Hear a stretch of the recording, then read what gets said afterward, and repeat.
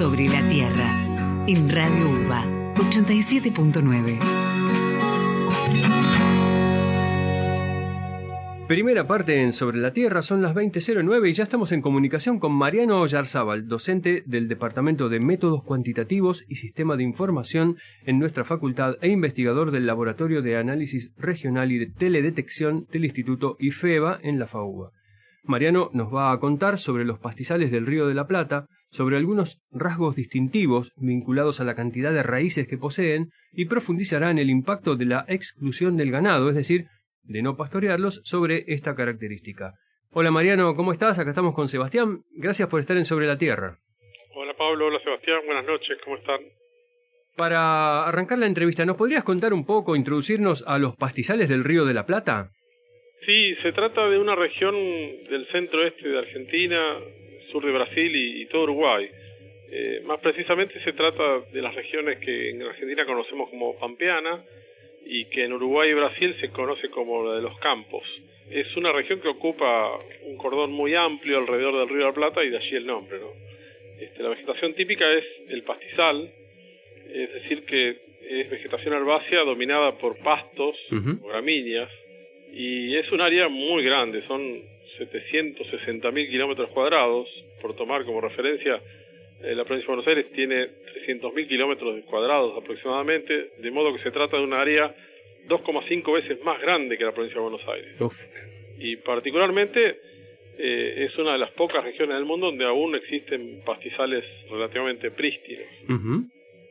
Alberga a los suelos probablemente más fértiles del mundo, una de las regiones con los suelos más fértiles del mundo, y bueno, como todos sabemos, gran parte de esos pastizales que ocupaban originalmente la región fueron reemplazados por cultivos, y de todos modos aún quedan pastizales que vienen siendo usados como sustento de ganadería pastoril. Bien, Mariano, y este estudio, Pablo recién lo introducía muy bien, vos también, ¿por qué lo realizaron? Bueno, nos motivó la frustración. Cuando veíamos trabajos de síntesis hechos con una cobertura global sobre raíces, es decir, aquellos que intentaban sintetizar registros disponibles en todo el mundo sobre biomasa de raíces, sobre su productividad, sobre la vida media que tienen, la profundidad de muestreo, cómo respondían al pastoreo, notábamos con frustración que los trabajos que nosotros conocíamos en la región no eran tomados en cuenta, no estaban en esa síntesis. Y detectamos que parte de ese problema era que muchos de los estudios que nosotros conocíamos estaban en revistas de poca divulgación de la zona, locales, o capítulos de libros de difícil acceso. Aún aquellos artículos que estaban en revistas de fácil acceso, sus datos estaban en figuras que no en tablas, y eso no era posible de usar más allá del artículo. Claro. Así que esa frustración es la que nos llevó a tratar primero de compilar una base de datos, ¿no? Bueno, ya presentaba la importancia y cuál fue el motor para realizar el estudio. Nos gustaría saber cuál fue el objetivo, por qué realizaste este estudio, por qué realizaste esta base de datos y profundizaste en la cuestión de las raíces. Para seguir con lo que dije hace un ratito, el objetivo fue mitigar el origen de nuestra frustración, ¿no? Y en otras palabras, en principio nos motivaba a poner a disposición todos esos datos que nos parecían valiosos y que nosotros conocíamos muy bien en el ámbito local, y que el resto de la literatura no los consideraba, y eran sobre las raíces de los pastizales del Río de la Plata. Y al avanzar con esa compilación de la base de datos, aparecieron preguntas asociadas al principal disturbio que ustedes recién nombraban, de los pastizales, que es el pastoreo. El pastoreo aumentó mucho en la medida que el ganado doméstico arribó, ya por el siglo XVI, con la conquista, y en la medida que fue aumentando el número de animales. Casi todos los artículos que nosotros encontramos estaban hechos en áreas pastoreadas y no pastoreadas, o clausuras también llamamos, ¿no? De modo que podíamos juntar a todos los trabajos bajo una pregunta que era central para todos, que era, bueno, ¿qué efecto tiene sobre las raíces el hecho de excluir el pastoreo en un pastizal pastoreado durante los últimos 200 años, probablemente? Y bueno, naturalmente los estudios que encontramos en la región no eran directamente comparables entre sí, porque cuando se hacen, no se hacen para que sean comparables, simplemente. Y lo que hicimos fue usar una técnica estadística que se llama metaanálisis. El metaanálisis permite combinar resultados de múltiples estudios independientes sobre un mismo tema y llegar a una conclusión cuantitativa y generalizable sobre todos ellos. En otras palabras, el metaanálisis es como un análisis de los análisis, por eso el prefijo. Y eso nos permitió sintetizar información que teníamos en varios estudios diferentes en la región de los pastizales, en Río de la Plata. Perfecto, o sea que es un estudio no a campo, sino en gabinete, digamos, con una computadora. Exacto, todo lo que hicimos nosotros fue trabajar sobre estudios a campo que ya habían hecho otros investigadores. Pero, perdón, yo querría volver para atrás. Me gustaría que profundizaras en el porqué de la biomasa subterránea. ¿Por qué específicamente en la biomasa de las raíces? Buenísimo. En los pastizales templados es más o menos entre el 15 y el 20% del carbono total contenido en el suelo es carbono contenido en las raíces. Así que es una fracción muy importante de esa reserva de carbono que hay en el suelo. Y también sabemos que los pastizales tienen entre 4, 6, hasta 10 veces más raíces que los cultivos de grano que reemplazan a esos pastizales. Así que como fuente de carbono, ese que nos importa tanto para mitigar el cambio climático, la estrategia de capturar carbono presente en la atmósfera en raíces de pastizal es una estrategia muy conducente y en principio queríamos conocer cuánto era ese pool o ese stock de carbono presente en raíces. Suena buenísimo. ¿Y nos puedes contar un poco sobre los resultados de este análisis? Sí, bueno, hay dos principales resultados que tienen que ver con esto que les contaba de lo que hicimos, ¿no? Por un lado, un producto en sí mismo, que es la base de datos que generamos.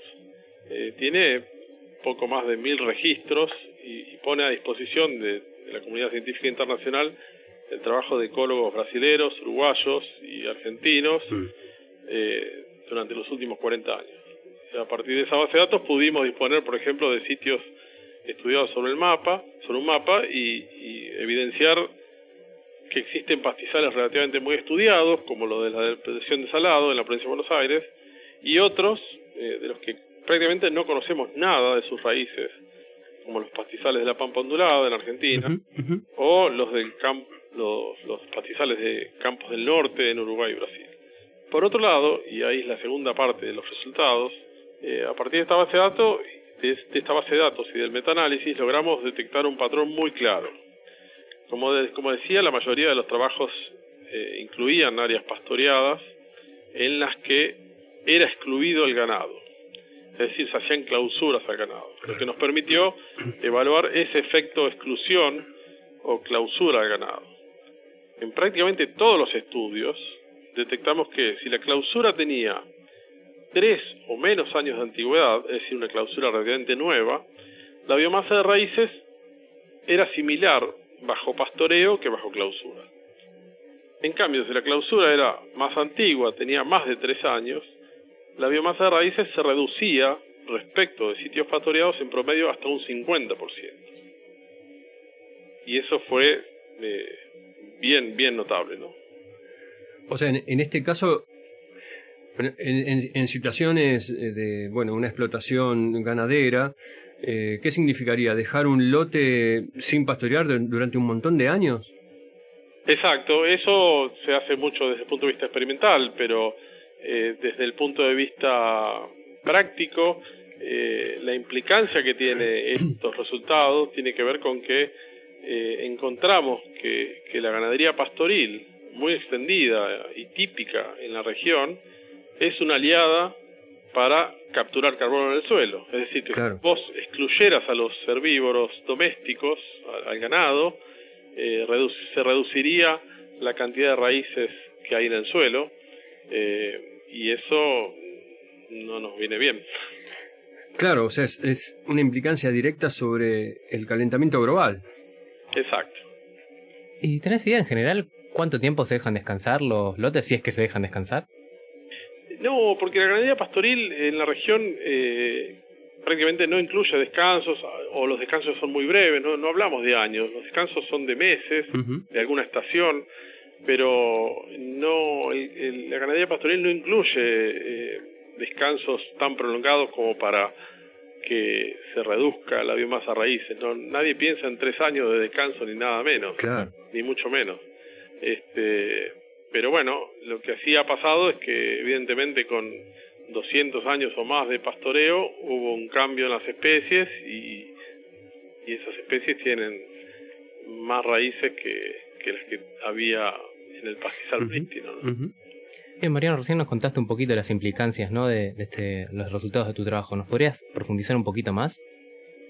Sí, insistir en esto de que, bueno, que ahora tenemos muchos registros que antes no estaban disponibles, eran muy difíciles de acceder, tuvimos que contactar autores de los trabajos, algunos de varios años, de hace varios años que estaban hechos, y accedieron muy amablemente a brindarnos sus resultados originales, ¿no? Es decir, no los que están en la figura, sino los resultados más en crudo.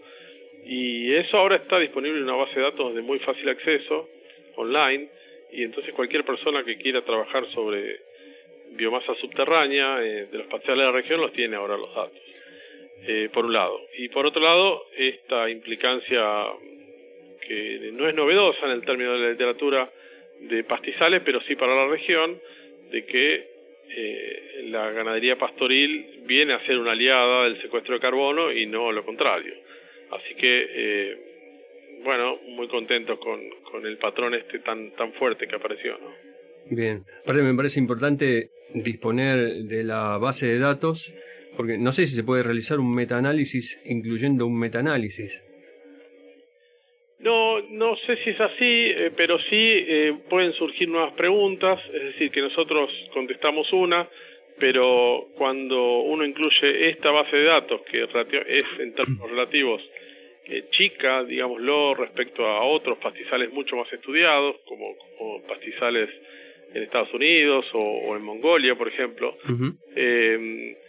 nosotros juntamos algo así como 16 o 17 artículos que tienen datos de raíces en nuestros pastizales, pero si uno va a China o si va a Estados Unidos, eso multiplica por 10 probablemente o por 20, claro. Muchos más trabajos.